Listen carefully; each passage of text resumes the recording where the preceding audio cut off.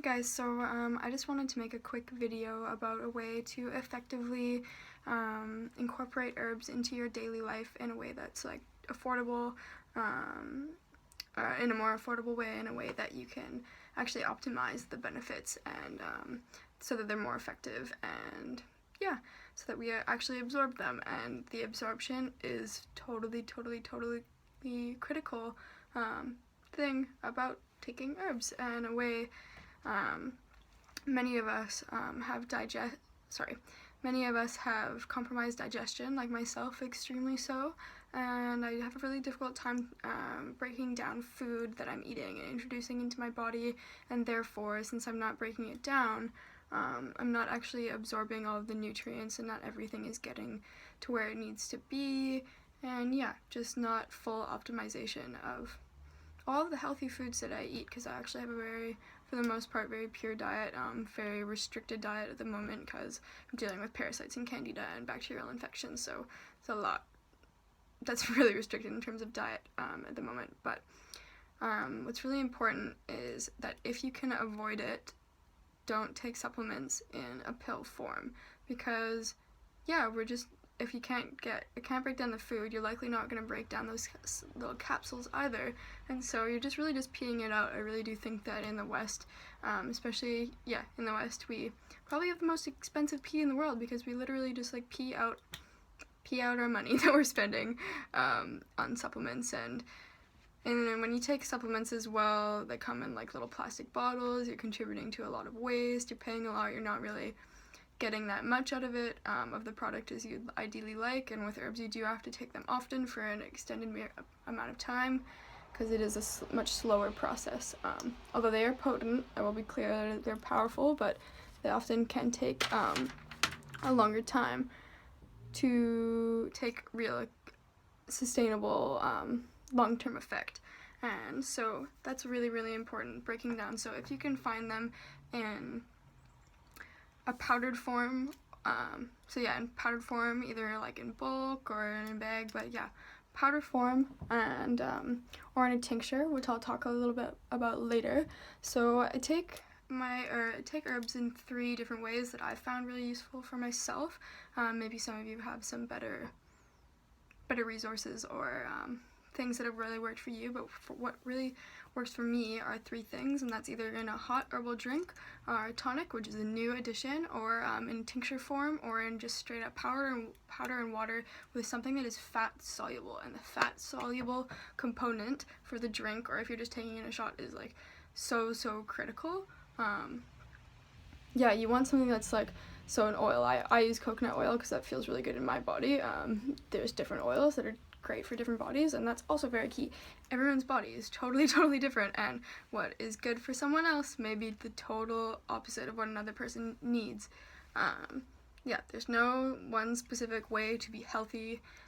In my opinion, that's all a load of shit. Anyways, so let's see. In the herbal tonic, I will post the recipe below. I'll give you a little brief breakdown. And so in an herbal tonic, some of the herbs that I use are ashwaganda, hoshiwu, or foti as it's called, licorice root, turmeric, carob powder, medicinal mushrooms. So right now I'm taking reishi or chaga. They're all super great. And also spices. Spices have a very medicinal effect. Cinnamon isn't just for flavor. Cardamom is really great. But yeah, everyone has a different body type, and I have a lot of heat in my body, so I don't like to take too much that's too heating, so I don't really take cayenne or dried ginger. So I've kind of over time learned what my body likes, and that's just from feeling it out as well, and what's been recommended to me. So that's another thing as well. If you know which herbs you'd like to take, then that's awesome. But if you're not familiar, I suggest do research. If you're lucky to live in a health food store, you can ask whoever's working there, but that even still is kind of limited. So I'd suggest if you're really lucky to know an herbalist or have an herbal dispensary wherever you live, that's really great. Or if you can see a naturopath, or even if you do your own research still, I strongly recommend to see or to get confirmation from a medical practitioner first, especially if they know your body and your history. because a lot of people just are under the misunderstanding that just because it's natural that we can take a lot at once or in conjunction with other things, and it's not always very safe, especially if you're pregnant, for instance. Yeah, sometimes it's not a good idea, even though they're plants and trustworthy. So yeah, get confirmation. I'm not an expert, of course. It's just speaking from my own personal experience, so please don't coin me on anything. It's from my own research, and yeah, just trying it out from my own experience.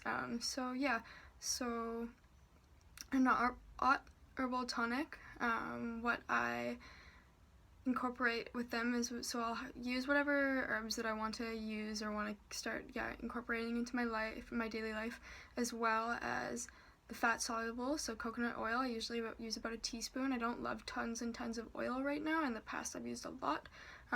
Hemp parts, because then it just makes it get lots of protein and fatty acids, and then yeah, I blend this all up in a blender as well, so it's all really nice and frothy and creamy, and yeah, you just totally break it down, and I'll leave the instructions below. Won't really bother with that too much, yeah, so instructions will be below.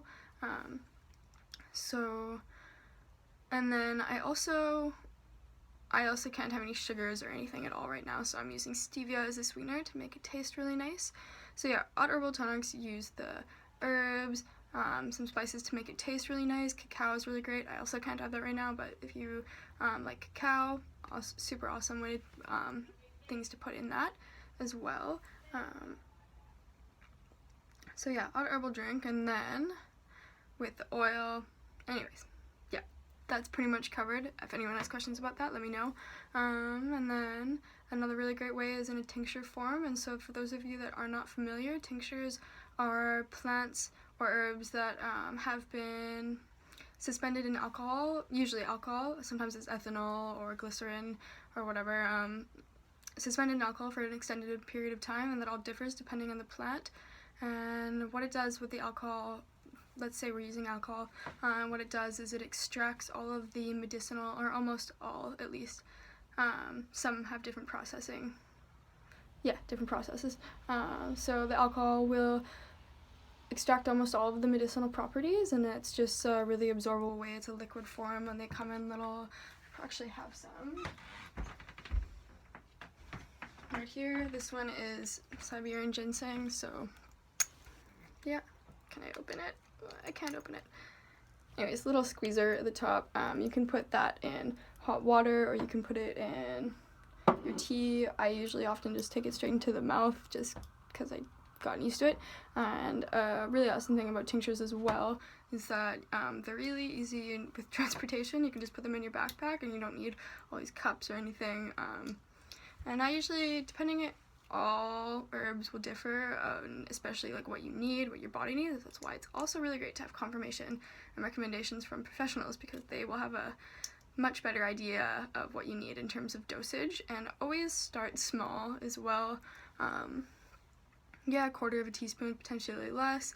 Just slowly work up to it, just so your body can adapt to it, and you'll see how it will react as well. So yeah, start small. Really, really key. Start with a couple, go from there.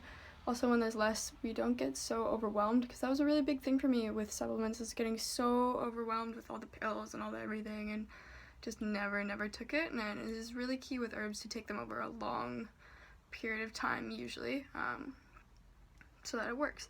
And then the third way, which is what I usually do for herbs that really don't taste that good, and you don't want to put them in your really delicious drink because it just ruins it, and it's gross, and who wants that? It's gross. So you put whatever herbs that I want to use into a glass with just a little bit of boiling water. I'm also using L-glutamine at the moment as well. It's really great for cell regeneration and decreasing inflammation in the gut and the rest of the body. Super great stuff. And with the boiled water, and again, you want to have kind of a vehicle, so you could either put oil, like a teaspoon or a tablespoon of oil with that, or you can take it afterwards. I like to just take this little tiny bit of coconut oil afterwards, after I've taken it back, just because the consistency is a little easier to take down when it's just powder and water versus like this like sludgy oily thing. Yeah, it can be kind of gross, so that's usually a good way. And I usually take my herbs in the morning and the night and sometimes during the day. It really just depends on the dosage that's recommended and what you feel that you need. Yeah, that pretty much covers it. I'll post the recipe for the hot herbal tonic below. That is largely, well, it is inspired by another girl named Chloe, who's a video blogger, and her project is called the Moja Mecca, so I'll post a link to that below. Yeah, she posts all sorts of just like really informative medicinal messages and stuff on ritual in a pretty like practical and real way, so she was a huge inspiration for this project that I'm doing now. That pretty much covers it. Okay, if anyone has any you know, ways that they take their herbs that they found really useful for them, really effective for them, please do let me know if you have questions. Again, I'm not an expert, just speaking from my own experience, and I hope everything works well and that this is useful.